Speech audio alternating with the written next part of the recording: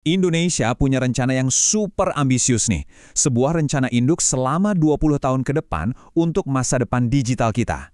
Tujuannya, wah ini bukan cuma sekedar update sistem, tapi untuk mengubah total cara kerja pemerintahan lewat teknologi. Bisa dibilang ini adalah sebuah revolusi digital. Oke, dalam pembahasan kita kali ini, kita bakal bedah 4 bagian utama dari rencana besar ini. Kita akan mulai dari akarnya dulu ya. Kenapa sih perubahan ini jadi penting banget dan mendesak? Yuk kita mulai. Jadi sebetulnya masalah apa sih yang mau diselesaikan sama rencana induk yang baru ini? Nah, untuk ngerti itu, kita perlu lihat dulu apa aja keterbatasan dari sistem yang kita punya sekarang.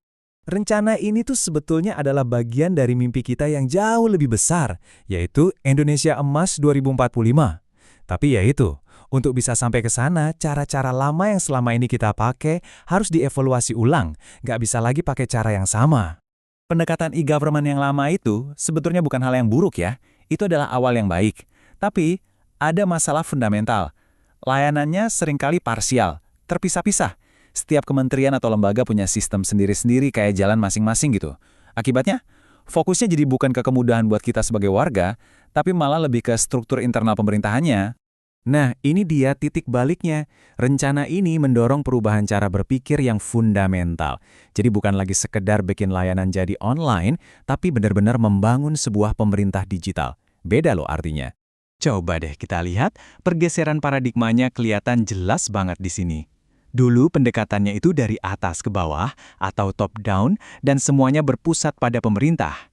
Sekarang tujuannya adalah layanan yang terintegrasi, kolaboratif, dan yang terpenting berpusat pada kita sebagai pengguna.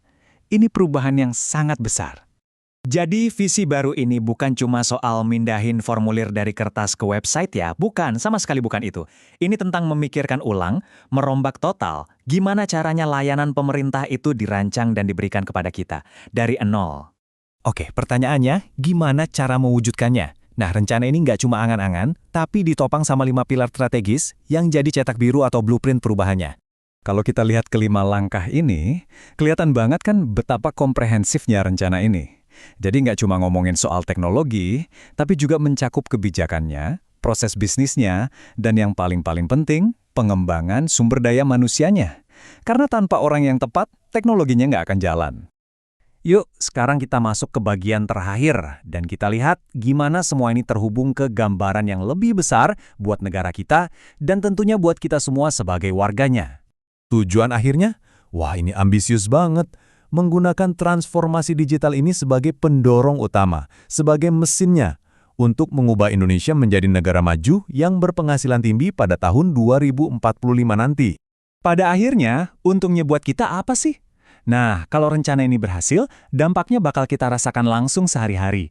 Bayangin deh, ngurus KTP, bikin izin usaha, atau layanan publik lainnya bisa jadi jauh lebih simpel, lebih cepat, dan yang penting, lebih responsif sama kebutuhan kita. Nggak ada lagi tuh drama birokrasi yang berbelit-belit. Cetak birunya sudah ada, visinya juga sudah sangat jelas. Tapi, perjalanan 20 tahun ini tentu saja bukan perjalanan yang mudah. Pertanyaan besarnya adalah, mampukah semua pilar ini ditegakkan dengan kokoh untuk benar-benar mewujudkan Indonesia Emas Digital 2045? Jawabannya, ya, akan kita saksikan dan kita perjuangkan bersama.